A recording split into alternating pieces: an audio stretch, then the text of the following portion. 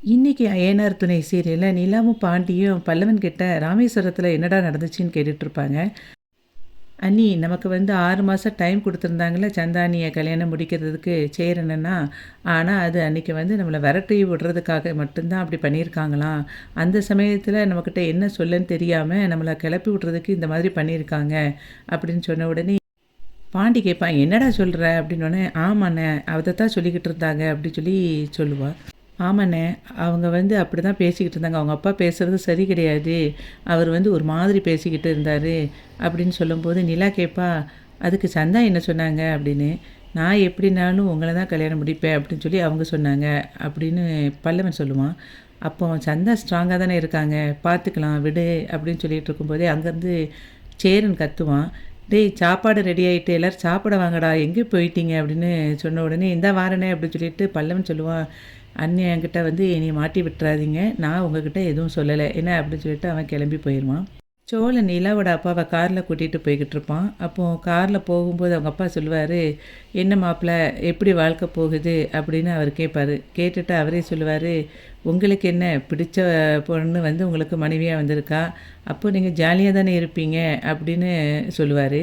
உடனே சோழன் சொல்லுவான், "நான் மனசுல நெனச்சேன். நீங்களே அத சொல்லிட்டீங்க மாமா. பிறகு எனக்கு என்ன சந்தோஷமா தான் நான் இருப்பேன்." அப்படின்னு சொல்லுவான். "நீங்க சந்தோஷமா தான் இருப்பீங்க. உங்க குடும்பத்துக்காக என் பொண்ணு எல்லா சந்தோஷத்தையும் இழந்துக்கிட்டுல நிற்கிறா." அப்படின்னோடனே சோழன் பார்ப்பான். "ஒரு டிவி கூட வாங்க முடியாத நிலைமையில இருக்கா."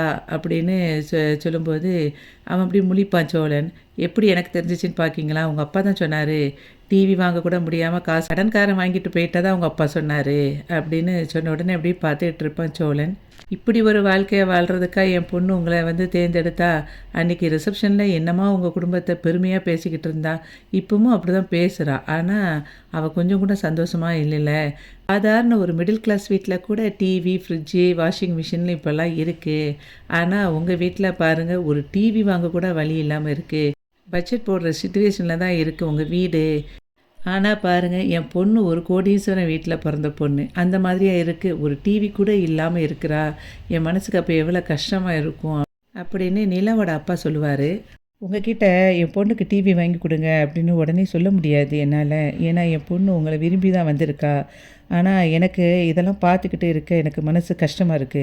நான் சென்னையிலேயே ஒரு ஃப்ளாட் வாங்கி தரேன். அங்க உங்களுக்கு தேவையான எல்லா பொருளையும் வாங்கி போடுறேன். நீங்க நிலாவ கூட்டிட்டு மட்டும் அங்க போய் இருங்க. அது என்ன சொல்றீங்க?" அப்படின்னு சொல்லி கேட்பாரு. "நீங்க நிலாவ கூட்டிட்டு போய் மட்டும் அங்க போய் சந்தோஷமா இருங்க. எனக்கு அது போதும்." அப்படின்னு சொல்லிட்டு, "அந்த ஓரமா எனக்கு நிப்பாட்டுங்க." அப்படின்னு சொல்லிட்டு நிப்பாட்ட சொல்லுவாரு. சோழன் அந்த இடத்துல நிப்பாட்டுவான். அப்போ அவங்க அப்பா சொல்லுவாரு, "நான் சொன்னத பத்தி கொஞ்சம் யோசிங்க. யோசிச்சுட்டு என்ன முடிவு எடுத்திருக்கீங்கன்னு என்கிட்ட சொல்லுங்க." அப்படின்னு சொல்லிட்டு அவங்க அப்பா கிளம்பி போயிருவாரு. நிலா வீட்ல உட்காந்து அப்படியே லேப்டாப்ல வேலை பார்த்துட்ருப்பா. பல்லவன் மொபைல் நோண்டிகிட்ருப்பான். அப்போ அத பார்த்து சிரிச்சுக்கிட்டே இருக்கும்போது சேரன் வந்து கேட்பான், "என்னடா இது? மொபைல பார்த்துட்டே சிரிச்சுட்டே இருக்க. உனக்கு படிக்கிறதுக்கு எதுவும் இல்லையா?" அப்படின்னு. "அண்ணா இங்க பாரேன் ஒரு மீம்ஸ் ஒரே சிரிப்பா இருக்கு வந்து பாருன்னோனே." சேரனும் பார்த்துட்டு சிரிப்பான். அப்போ நிலா சொல்லுவா, "ஃபோன்லாம் ரொம்ப அடிக்ஷன்டா. அத அடிக்கடி இப்படி பார்த்துட்டு இருக்கக்கூடாது." அப்படின்னு நிலா சொல்லுவா. பல்லவன் உடனே சொல்லுவான், "அண்ணி நான் ஒரு 10 நிமிஷத்துல பார்த்துட்டு வச்சுருந்தேன்." அப்படின்னு. 10 நிமிஷம் இப்படி தான் சொல்லுவேன். ஆனா 1 மணி நேரம் ஆயிரும். இப்படி தான் நம்மளுடைய டைமே வேஸ்ட் ஆயிரும்." அப்படின்னு சொல்லிட்டு இருக்கும்போதே சேரன் சொல்லுவான், "இப்பவே இப்படி இருக்கான். காலேஜ் படிப்ப முடிச்ச பிறகு இனிமே இதுலயே முழு கதின்னு கிடப்பான்." அப்படின்னு சொல்லும்போது பல்லவன் சொல்லுவான், "அங்க பாருண்ணே, நான் படிச்சு முடிச்சோனே எனக்கு ஒரு பெரிய பிளானே இருக்கு." அப்படின்னு. "என்னடா பிளானு?" அப்படின்னு நிலா கேட்பா. உடனே நிலா பக்கத்துல உட்காந்துட்டு சொல்லுவான், "அண்ணி நான் காலேஜ் முடிச்சோனே என் ஃப்ரெண்ட்ஸ் வந்து எல்லாரும் சேர்ந்து கவர்மெண்ட் எக்ஸாமுக்கு எழுதலாம்னு நினைக்கிறாங்க. நானும் அதே இத முழு மூச்சா படிச்சிடலான்னு பார்க்கேன். கவர்மெண்ட் வேலை தான் எனக்கு செட் ஆகும்னு நினைக்கிறேன்." அப்படின்னு சொல்லும்போது நிலா சொல்லுவா, "சூப்பர்டா பல்லவா! அதில தான் வந்து ஒரு ஸ்டெபிலிட்டி இருக்கும், ஒரு செக்யூரிட்டி இருக்கும். சேலரியும் உனக்கு கரெக்ட்டா குரோத் வந்து ஆகிக்கிட்டே இருக்கும். உனக்கு ரொம்ப சூட் ஆகும்டா." அப்படின்னு சொல்லும்போது அவன் சிரிச்சுக்கிட்டு இருப்பான். "அண்ணே உனக்கு என்னண்ணே ஓகேவா?" அப்படின்னு பல்லவன் சேரன்கிட்ட கேட்பான். "நீயாடா இப்படி யோசிக்கிற?" அப்படின்னோனே, "என்னண்ணா நான் அப்படிலாம் யோசிக்க மாட்டேன்னு நினைக்கிறியா?" சேரன் சொல்லுவான், "நீ இப்படிலாம் யோசிக்கிற ஆளே கிடையாதுன்னு நினச்சேன். ஆனா நீ இப்போ பேசுகிறத பார்த்த உடனே மனசுக்கு சந்தோஷமா இருக்குடா. இனிமே நான் கவலைப்படாம இருப்பேன். உனக்கு மட்டும் ஒரு கவர்மெண்ட் வேலை கிடைச்சிட்டுன்னு நினச்சிக்கயேன். நம்ம வீட்லேயும் ஒரு கவர்மெண்ட் வேலை பார்க்குற ஆள் இருக்குன்னு சொல்லிட்டு சந்தோஷமா இருக்கும்." மாதம் 1ஆம் தேதி ஆனால் சம்பளம், வாரத்தில் 2 நாள் லீவு, வருஷத்துக்கு ஒரு நேரம் போனஸு, இப்படி எல்லா சலுகைகளும் கிடைக்கும். நான் வேலை பார்க்குற இடத்துல இன்ஜினியரோட பையன் வந்து ஒரு ஐடி கம்பெனியில் வேலை பார்த்தா நல்ல சம்பளம். இப்போ நல்ல பெருசாக வீடு கடன் வாங்கியெல்லாம் கெட்டுனாங்க. இப்போ என்ன ஆச்சுன்னா திடீர்னாப்புல அந்த பையனையும் வேலை விட்டு தூக்கிட்டாங்க. அவனோட சேர்த்து 1000 பேரை தூக்கிட்டாங்க. இப்போ என்ன பண்ணேன்னு தெரியாமல் முழிச்சுக்கிட்டு இருக்காங்க. நானும் அதுக்காக தானே இந்த கவர்மெண்ட் வேலைக்கு போகணும்னு முடிவு பண்ணியிருக்கேன் அப்படின்னு பல்லவன் சொல்லுவான். அன்னி கூட எனக்கு ஏற்கனவே ஒரு நேரம் சொல்லியிருக்காங்க அப்படின்னு சொல்லும்போது நிலா சொல்லுவா, ஆமாம் ஏற்கனவே அவன் வந்து ஐஏஎஸ் ஐபிஎஸ் படிக்கிறேன்னு சொல்லிட்டு இருந்தான். அப்போது அந்த மாதிரி ஒரு எக்ஸாம் எழுதும்போது கண்டிப்பாக கவர்மெண்ட் வேலை கிடைக்கும்ல அப்படின்னு நிலா சொல்லுவா. பல்லவன் கிட்ட நிலா சொல்லுவா, இங்கே பாரு பல்லவா, குரூப் 1 எக்ஸாம் மட்டும் எழுதாத, குரூப் 2 குரூப் 3ன்னு எல்லா எக்ஸாமுமே எழுது. எதுலையாவது ஒன்று வந்து கான்சன்ட்ரேட் பண்ணால் கண்டிப்பாக வந்து வேலை கிடைச்சிரும் அப்படின்னு சொல்லுவா. அதுக்கப்புறம் சொல்லுவா, இங்கே பாரு இதெல்லாம் படிக்கணுன்னா கண்டிப்பாக ஏதாவது ஒரு கோச்சிங் சென்டரில் சேர்ந்து படிக்கணுமே, நீ என்ன பிளான் பண்ணியிருக்க அப்படின்னு கேட்பா. இதுக்கு தான் அண்ணி வேணுங்கிறது. நான் ஏற்கனவே கேட்டு வச்சுட்டேன் நீ, என் ஃப்ரெண்ட்ஸ் எல்லாம் கொஞ்சம் பேர் ஒரு கோச்சிங் சென்டரில் சேர்ந்துருக்காங்க. அந்த கோச்சிங் சென்டரில் நல்லா சொல்லிக் கொடுப்பாங்க. அங்கே சேர்ந்த 3/4 பேருக்கு வந்து வேலை கிடச்சிருச்சு. என்னையும் அதில் சேர்த்து விட்றீங்களா? நான் கண்டிப்பாக நல்லா படிப்பேன். சேர்த்து விடுங்கண்ணே அப்படின்னு சொல்லிட்டு 2 பேர்ட்டையும் சொல்லிக்கிட்டு இருப்பான் பல்லவன். சேரன் சொல்லுவான், தாராளமாக படிடா. நீ பணத்தை பற்றிலாம் யோசிக்காத. கண்டிப்பாக உன்னை நாங்களே கொண்டு போய் அந்த கோச்சிங் சென்டரில் விடுறோம். நீ எந்த கோச்சிங் சென்டர் மட்டும் சொல்லு, என்றைக்கு சேரணும் மட்டும் சொல்லு, நாங்கள் பார்த்துக்குறோம் அப்படின்னு சொன்ன உடனே அவன் சந்தோஷமாக சிரிப்பான் பல்லவன். சோழன் பாண்டி கடையில் அப்படியே சோகமாக உட்காந்துட்டு இருப்பான். அதை பார்த்துட்டு பாண்டி கேட்பான், என்னடா ஏன் சோகமாக உட்காந்துருக்க அப்படின்னோடனே, என்ன செய்ய, எனக்கு என் நிலமை அப்படி இருக்குது, நீ அதை சொல்கிறதுக்கு தானே வந்திருக்க, என்ன விஷயம் சொல்லு அப்படின்னோடனே, எப்படிடா கரெக்டாக கண்டுபிடிச்ச அப்படின்னு சொல்லி கேட்பான். நீங்கள் வந்து உட்காந்துருக்கும் போதே என்கிட்ட பிரச்சனை பேசத்தானே வருவ அப்படின்னு அவன் சொல்லுவான். உடனே சோழன் சொல்லுவான், எதை எடுத்தாலும் சின்ன பிள்ளை மாதிரி உன்கிட்ட வந்து எல்லா விஷயத்தையும் சொல்கிறேன், அது நினச்சாலே எனக்கு ஒரு மாதிரி இருக்குது அப்படின்னு அப்படி சோகமாக புலம்புவான் சோழன். என்ன உன் மாமனார் வந்துட்டு எதுவும் சொன்னாரா அப்படின்னு டக்குன்னு எதிர்ச்சிட்டு, எப்படிடா கண்டுபிடிச்ச அப்படின்னு கேட்பான். நீ தானே காலையில் உன் மாமனார் கூட சேர்ந்து போயிட்டு வந்த, அப்போ கண்டிப்பாக அவர் தான் ஏதாவது சொல்லியிருப்பார். என்ன திரும்பி ரிசப்ஷன் வைக்க சொல்கிறாரா அப்படின்னோடனே, இல்லைடா, அவர் நம்ம நடேசன் இருக்கார்ல, அவர் காலையில் எல்லா விஷயத்தையும் சொல்லிட்டாரு. கடன்காரன் வந்தது, டிவி வாங்காமல் போனது, நிலாக்கிட்ட பேசாமல் போனதுன்னு எல்லாத்தையும் சொல்லிட்டாரு. அதை நினச்சி தான் கஷ்டமாக இருக்குது அப்படின்னு அவன் சொல்லும்போது, உடனே அதுக்கு பாண்டி சொல்லுவான், இந்த வயசாயிட்டாலே மூளையும் சேர்ந்து மழுங்கிரும் போல், எதுக்கு இப்படி இருக்காருன்னே தெரியலை.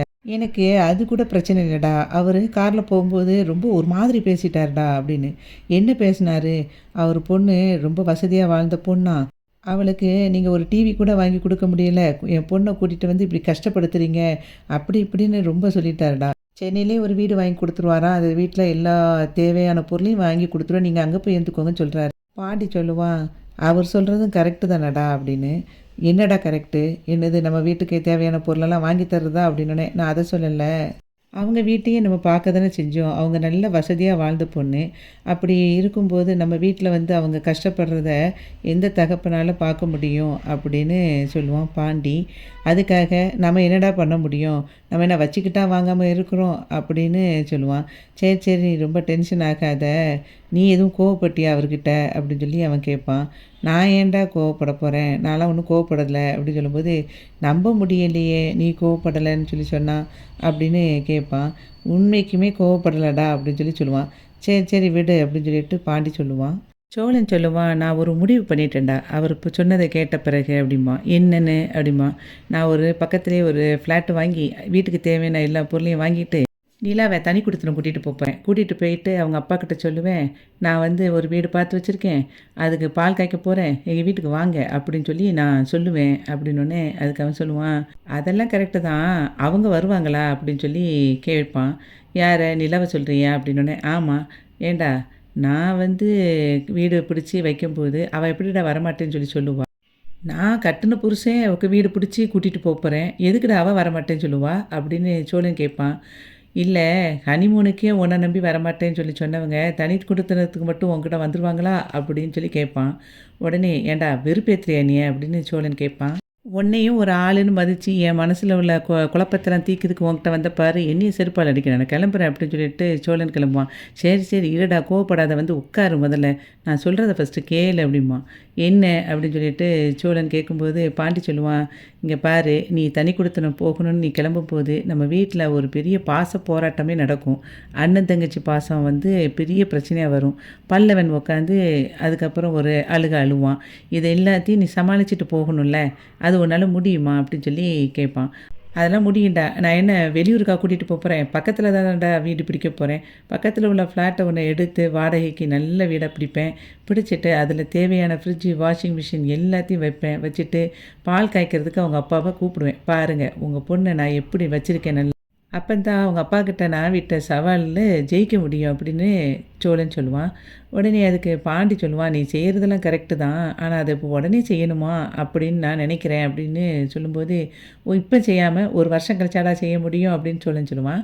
பாண்டி சொல்லுவான், "டேய் அதுக்கு ஏகப்பட்ட காசு ஆகும்டா. அதுக்கு நீ என்ன பண்ணுவ?" அப்படின்னு சொல்லி சொல்லும்போது, "அதெல்லாம் நான் புரட்டிருவேன். சீக்கிரமா பணத்த புரட்டி, நான் கண்டிப்பா நான் ஆசைப்பட்ட மாதிரி நான் நிலாவ கொண்டு அந்த வீட்ல வைப்பேன்." அப்படின்னு அவன் சொல்லுவான். பாண்டி சொல்லுவான், "சரி விடுடா. இப்ப என்ன வீடு பார்த்து குடியேறி போகணும். அவ்வளோதானே. அது ஒரு பெரிய விஷயமா? பண்ணிடலாம்." அப்படின்னு சொல்லும்போது, "வீடு மட்டும் பார்க்கக்கூடாதுடா. வீட்ல எல்லா தேவையான பொருளையும் வாங்கி நிலாவ நான் சந்தோஷமா கொண்டு அங்க கொண்டு போய் வைக்கணும்." அப்படின்னு சொல்லுவான். "சரி அத பண்ணிடலாம். இது ஒண்ணும் பெரிய பிரச்சனை கிடையாது. வா இப்ப பக்கத்துல போய் டீ குடிச்சிட்டு வரலாம்." அப்படின்னு சொல்லிட்டு கூட்டிட்டு போயிருவான் சோழன பாண்டி. சந்தா யாருக்கு தெரியாம சேரனுக்கு கால் பண்ணுவா. அப்ப சேரன் எடுத்துட்டு, "என்னப்பா உன் குரல்ல ஒரு மாரி பயம் தெரியுது." அப்படின்னு சொல்லி கேட்பான். "ஆமா, நாங்க ராமேஸ்வரத்துலேருந்து பாதி தூரம் கிளம்பி வந்துட்டோம். யாரோ ஒருத்தவங்க வீட்டுக்கு போயிட்டு, இப்ப நாங்க நேரா பீகாருக்கு போக போறோம். ஆனா எனக்கு ரொம்ப இப்ப பயமா இருக்கு. நான் உங்க கூட வந்திருக்கணும்னு நெனைக்கேன். நீங்க கூப்பிட்டப்பவே நான் வந்திருக்கணும். நான் வராம இருந்தது தப்பு தான்." அப்படின்னு சொல்லிட்டு ஃபீல் பண்ணுவா. உடனே அவன் சொல்லுவான், "அங்க பாரு சந்தா, உன்னைய நான் அப்படியெல்லாம் விட்டுற மாட்டேன். நீ கவலைப்படாத. ரொம்ப பயப்படாத." அப்படின்னு சொல்லும்போது, "புரியுது. ஆனாலும் பயமா இருக்கு. நீங்க கூட இருக்கும்போது எனக்கு அந்த பயம் தெரியல." அப்படின்னு சொல்லி ஃபீல் பண்ணுவா சந்தா. "நான் உங்க கூட வந்திருக்கணுமோ?" அப்படின்னு சந்தா கேட்பா. "இல்லப்பா, அது சரியா வந்திருக்காது. நீ அந்த பதட்டத்திலயும் சரியான முடிவ தான் எடுத்திருக்க. நீ வராம இருந்தது தான் கரெக்ட்டு. அதாவது உங்க அம்மா, அப்பாவுக்கு தெரியாம நம்ம வந்து இப்ப கல்யாணம் முடிச்சா, அவங்களுக்கு இன்னும் கோவத்த தான் அதிகப்படுத்தும். அவங்க 2 பேரோட சம்மதத்தோட கண்டிப்பா நம்ம வந்து கல்யாணத்த முடிக்கலாம். நீ கவலைப்படாத." எனக்கு தான் 6 மாசம் டைம் குடுக்கல. ஆனா, உங்க பண்டிட்ஜி வந்து கண்டிப்பா உனக்கு 6 மாசம் டைம் குடுத்துருக்காங்க. அத மீறி உங்க வீட்ல யாரும் கண்டிப்பா கல்யாணத்த உனக்கு பேச மாட்டாங்க. கவலைப்படாத அப்படின்னு சொல்லும்போது, கல்யாணத்த அவங்கள மீறி பண்ண மாட்டாங்க தான். ஆனா, அடிக்கடி இப்போ எங்க மாமாவுக்காக எனக்கு வந்து கல்யாணத்த பேசிக்கிட்டே இருக்காங்க. அத நினைச்சு தான் கவலையா இருக்கு அப்படின்னு சொல்லுவா சந்தா. "கவலைப்படாத. எப்படியாவது உங்க அம்மா, அப்பா சம்மதத்தோட உன்ன வந்து நான் கண்டிப்பா கல்யாணம் முடிப்பேன்." அப்படின்னு சொல்லிட்டு, "சாப்பிட்டியா?" அப்படின்னு சொல்லி கேட்பான் சேரன். "நான் சாப்பிட்டுட்டேன். நீங்க சாப்பிட்டீங்களா?" அப்படின்னு கேட்பான். நானும் சாப்பிட்டுட்டேன்." அப்படி சொல்லிட்டு இருக்கும்போதே சந்தாவோட அப்பா அங்கேருந்து வருவாரு. சந்தா சொல்லுவா, "எங்க அப்பா வந்துட்டாங்க. நான் அப்புறம் பேசுறேன்ட்டு" ஃபோன கட் பண்ணிருவா. அவங்க அப்பா சொல்லுவாரு, "இங்க என்ன பண்ணிக்கிட்டு இருக்க? வண்டி அங்க நிக்கிது." அப்படின்னு சொல்லுவாரு. உடனே, "இல்லங்க தண்ணி எடுக்கிறதுக்காக வந்தேன்." அப்படின்னோனே, "தண்ணி எங்க இருக்கு?" அப்படின்னோனே பாட்டில எடுத்து காட்டுவா. "வா போலாம்." அப்படின்னு சொல்லிட்டு கூட்டிட்டு போயிருவாரு அவங்க அப்பா சந்தாவ.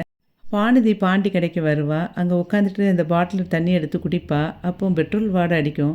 "என்ன பாண்டி இந்த தண்ணியில ஒரே பெட்ரோல் வாடை அடிக்குது. நீ பெட்ரோல் பாட்டில்ல தண்ணி பிடிச்சியா என்ன?" அப்படின்னு சொல்லி கேட்பா. "இல்லையே அது நல்ல பாட்டில் தான்." அப்படின்னோனே, "போ உன் மேலேயும் பெட்ரோல் வாடை தான் அடிக்குது. கடையிலயும் பெட்ரோல் வாடை தான். இப்போ குடிக்கிற தண்ணியிலயும் பெட்ரோல் வாடை. போ பாண்டி." அப்படின்னு ஃபீல் பண்ணிட்டு இருக்கும்போது, "சரி சரி நீ அத குடிக்காத. உனக்கு வேற பாட்டில் வாங்கிட்டு வரேன். அப்படியே சாப்பிட்றதுக்கும் ஏதாவது வாங்கிட்டு வரேன். பரோட்டா ஓகேவா?" அப்படின்னு சொல்லி கேட்பான். "ஆமா எனக்கும் பசி எடுக்க தான் செய்யுது. சாப்பிட்டா நல்லா தான் இருக்கும். ஆனா உன் வேலைய முடிச்சுட்டு நீ அதுக்கப்புறம் போ. அதுக்கப்புறம் நம்ம சாப்பிடலாம்." அப்படின்னு அவ சொல்லுவா. "10 நிமிஷம் வேலை தான். அதுவரைக்கும் பசி தாங்குவியா?" அப்படின்னு சொல்லி அவன் கேட்பான். பசி தாங்கிரும். பிரச்சனை இல்ல." அப்படின்னு சொல்லிட்டு அப்படியே சோகமா உட்காந்துட்ருப்பா. அப்போ அவன் கேட்பான், "என்ன இப்படி சோகமா இருக்க?" அப்படின்னு.